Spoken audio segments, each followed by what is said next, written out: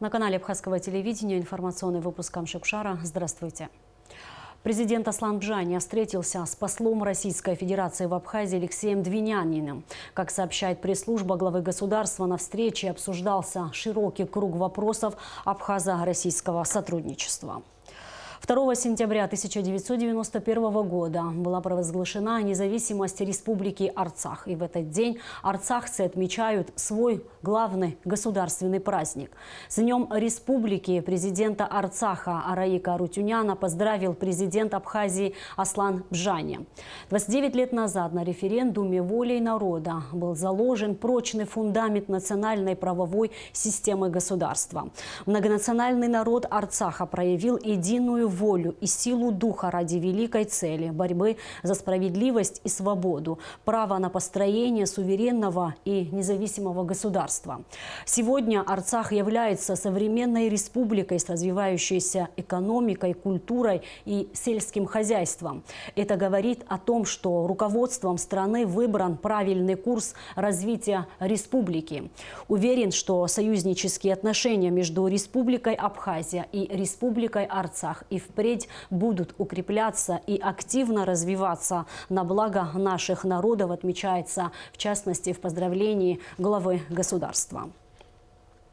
В эти дни отмечается 30-летие Приднестровской Молдавской Республики. В Центральном выставочном зале Союза художников Абхазии открылась фотовыставка, организованная представительством Приднестровья в Абхазии. Репортаж Шазины Ханагуа. Ознакомиться с достижениями братской Приднестровской Молдавской Республики, узнать что-то новое о жизни приднестровцев, прикоснуться к их культуре и традициям. Фотовыставка, организованная представительством ПМР в Абхазии, предоставила такую возможность. Всего в экспозиции около 75 фотографий. На них запечатлены памятники культуры, портреты видных государственных деятелей, учителей, важные исторические моменты. За 30 лет республика достигла многих хороших результатов. Это сегодня вполне состоявшееся государство, которое признано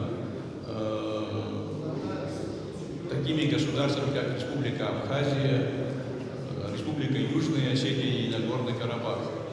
Хотя мировое сообщество сегодня еще не готово к такому широкому признанию, и право нации на самоопределение это остается документом, просто документом, но есть уверенность в том, что государство будет признано и мировым сообществом.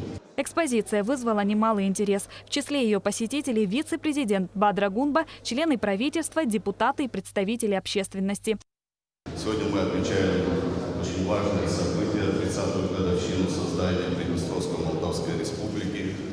Для нас это очень важный праздник, потому как мы прекрасно знаем цену таким событиям. За последние десятилетия мы можем очень четко и однозначно сказать, что история наших стран схожа. Наши народы героически отстояли свое право жить и развиваться в собственном независимых государствах. В эти даты мы не можем не вспомнить тех людей, которые сложили свои головы за независимость наших стран. Их память, их имена мы будем вечно хранить в памяти наших государств. Приднестровье и Абхазию связывают многолетняя дружба и деловое сотрудничество. Четверть века назад, когда народ Апсны подвергся агрессии со стороны войск Госсовета Грузии, приднестровцы, как и многие другие народы, пришли на помощь. Среди них и доброволец из города Дубассары Роман Радковский, который погиб за свободу Абхазии 17 апреля 1993 года у села Шрома. Почти все фотографии, представленные на выставке, рассказывают о мирном Приднестровье. Фотографы через призму камеры пытаются показать, чего добилась их родина за 30 непростых лет. Как известно, в Приднестровье хорошо развита легкая химическая промышленность. На многих фотографиях запечатлены химики, рядовые служащие и рабочие, которые трудятся во благо страны. Здесь также можно увидеть сооружения, построенные в последние годы, спортивные комплексы, красочные большие здания, культуры и просвещения. Выставка, посвященная 30-летию Приднестровской Молдавской Республики, продлится до 5 сентября. Шазина Ханагуа, Тимур Гугохи, Абхазское телевидение. Президент Абхазии Аслан Бжанья сделал видеообращение по случаю 30-летия со дня образования Приднестровской Молдавской Республики, в котором поздравил президента Вадима Красносельского и народ Приднестровья с этой знаменательной датой.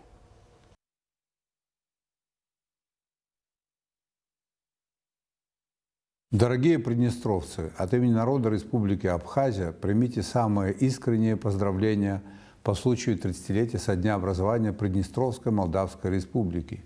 История независимости Приднестровья – это не только стремление к утверждению исторической справедливости, но и история героической борьбы за самое фундаментальное из человеческих прав – право свободы, право самому вершить свою судьбу, реализовано в тяжелейшей и кровопролитной войне. Во имя мира на родной земле вам сполна пришлось пройти сквозь тяготы и лишения военного времени. Война нанесла неизлечимые раны и покалечила тысячи людских судеб. Однако народ Приднестровья выстоял в неравной схватке с врагом и, проявив несгибаемую силу духа, уверенно встал на путь построения независимого государства.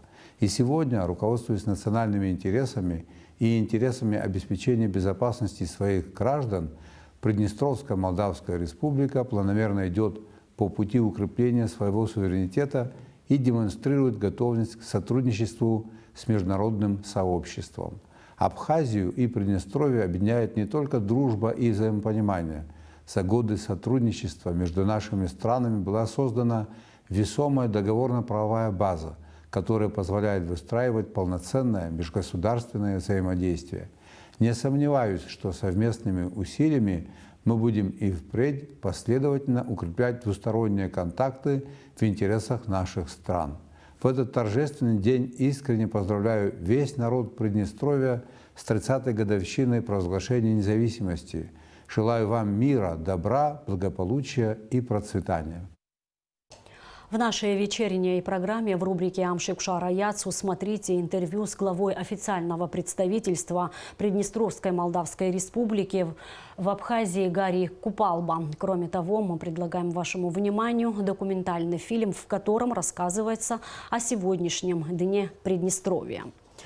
От имени Народного собрания Абхазии, жителей и руководства Приднестровской Молдавской Республики с 30-летием со дня образования страны поздравил спикер парламента Валерий Кварча. В поздравлении, в частности, отмечается, что Абхазию и Приднестровье связывает прошлое, настоящее и будущее. Абхазия всегда будет помнить имена добровольцев, приднестровцев, ставших рядом во время Отечественной войны. Взаимопонимание и доверие, традиции дружбы и общность взглядов стали основой для сотрудничества, подчеркнул спикер Народного собрания.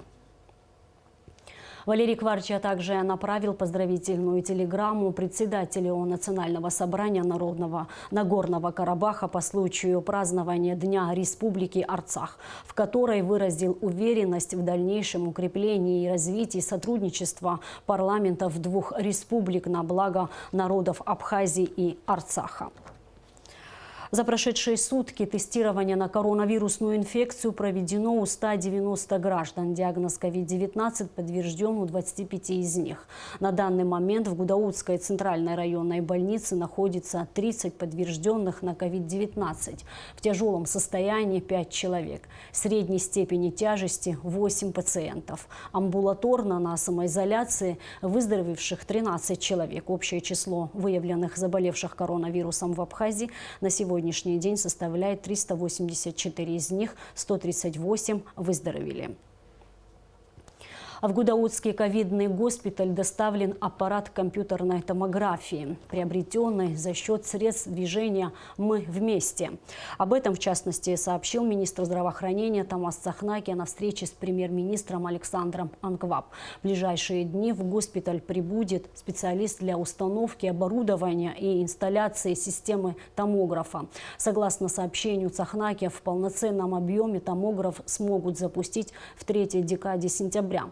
На встрече также были затронуты вопросы функционирования горячей линии Минздрава, обработки обращений по телефону скорой помощи. 90 лет назад, 2 сентября 1930 года, было создано Абхазское государственное издательство.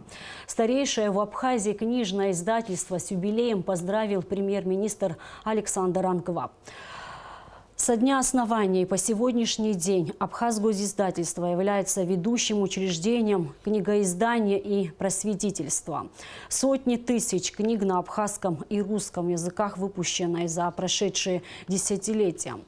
Все это труд высокопрофессионального коллектива редакторов, художников, полиграфистов. Сегодня перед Абхазским государственным издательством, испытывающим трудные времена, стоят новые задачи – существенно улучшить качество издаваемых учебников, журналов, художественных произведений. От этого зависит интерес к книге, отмечается в частности в поздравлении главы правительства. Александр Анкваб пожелал коллективу издательства новых удачных проектов и благодарных читателей.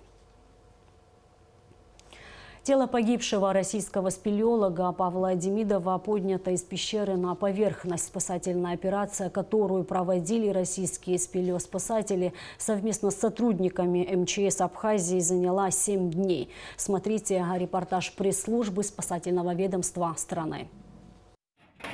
Ранним утром 2 сентября вертолет Ми-2 МЧС Абхазии вылетел к месту гибели российского спелеолога Павла Демидова на горный массив Арбайка. На борту МЧС тело погибшего было транспортировано до Гагрского ипподрома. Оттуда его доставили в морг города Гагра.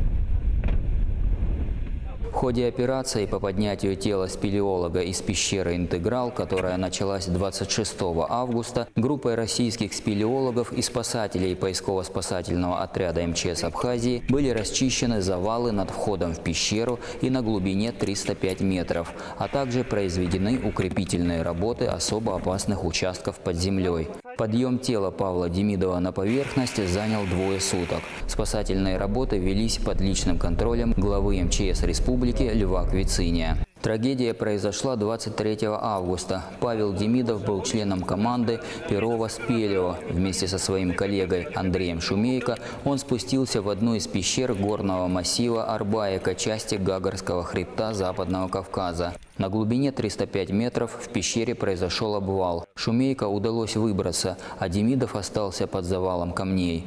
Павлу Демидову было 49 лет.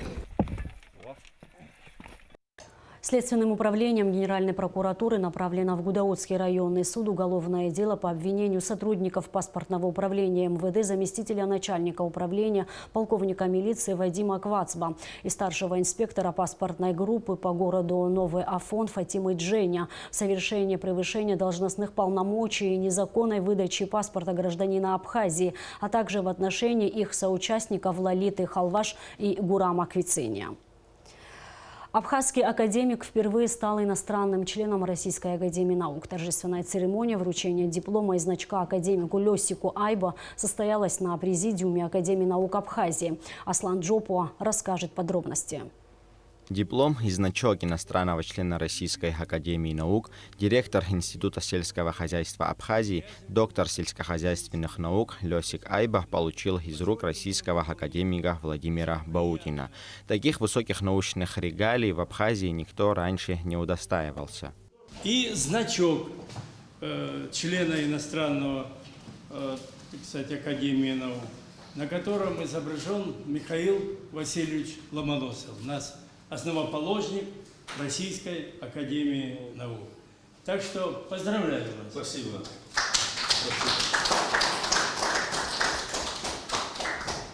Это вообще большое событие, поскольку Лёсик Янкович является на сегодняшний момент единственным иностранным членом Российской академии наук от Республики Абхазия. Но это не случайно, потому что заслуги его в развитии аграрной науки и, в частности, субтропических культур весьма-весьма большие. Наше сотрудничество продолжается уже несколько лет, начиная с 2003 года. И большие результаты получены и в технологических вопросах, и в материально-техническом обеспечении, но самое главное – в подготовке кадров сельскохозяйственного профиля. Это учеба в аспирантуре, учеба в вузе, это проведение совместных научных исследований. Поэтому, конечно же, сегодняшнее вручение – это, несомненно, большое событие в рамках научно-образовательного сообщества Республики Абхазия и, в частности, для сельскохозяйственной науки. Абхазский ученый поблагодарил Российскую академию наук за столь высокую оценку своего труда. Первым долгом хочу огромное спасибо сказать Российской академии наук за столь высокую оценку моего скромного труда. Но это не только мой труд, это труд нашего коллектива Института сельского хозяйства. Основа, откуда закладывался Николай Иванович Вавилов. Вы видите даже фотографии у нас в кабинете, это все держится. Это является флагманом, которым мы к этому равняемся, знаем, откуда все началось, аграрная наука. По мере возможности потихоньку это продолжается. Президиум также рассмотрел вопрос о ежегодном денежном поощрении молодых абхазских ученых. Поощрялись авторы исследовательских работ, опубликованных на абхазском языке. Путем тайного голосования были выбраны лучшие работы. Это исследования Саиды Хаджинбах и Наалы Барцец. 30 октября, в День науки Абхазии, им будут вручены денежные премии в размере 25 тысяч рублей каждой. Еще один вопрос о замене темы кандидатской работы абхазского аспиранта Инала Джопуа единогласно поддержали все члены президиума. Аслан Джопуа, Алексей Гухава, Абхазское телевидение. 2 сентября свой 80-летний юбилей отмечает известный методист, старший преподаватель кафедры абхазской литературы Абхазского государственного университета, заслуженный учитель Абхазии Валентина Халбат. В поздравлении ректората, профессорско-преподавательского состава и филологического факультета АГУ отмечается, что Валентина Авксентьевна прошла очень нелегкий и богатый жизненный путь. Проработав более 60 лет в системе образования, она внесла весомый вклад в дело воспитания высококвалифицированных национальных кадров. Валентина Халбат является автором более 130 опубликованных работ по методике преподавания абхазского языка и литературы, составителем сборников изложений для школьников. В 2015 году вышел отдельным изданием сборник статей Валентины Авксентьевны по методике преподавания абхазской литературы. Культурно-благотворительный фонд «Ашана» открыл сбор средств на обследование и лечение двухлетнего Алана Квачахи. Мальчику поставлен предварительный диагноз ДЦП и задержка в развитии. Алана уже ждут в научно-практическом центре детской психоневрологии Департамента здравоохранения Москвы, где он сможет пройти лечение, стоимость которого составляет 245 тысяч рублей. Этот курс лечения стоит 245 тысяч рублей, что является неподъемной суммой для семьи Квачахи, поэтому мы обращаемся к каждому жителю нашей страны с просьбой о помощи. Каждый рубль сейчас играет очень важное значение, и благодаря вам может собраться необходимая сумма, и ребенок пройдет необходимое лечение, получит дальнейшее назначение его последующем лечении. Я надеюсь, что в ближайшем времени мы обратимся ко всем с положительными новостями в состоянии его здоровья. И в конце выпуска о погоде. По сообщению гидрометцентра, в Абхазии ожидается переменная облачность без осадков. Температура воздуха ночью плюс 17-22, днем плюс 26-31, температура морской воды плюс 25 градусов.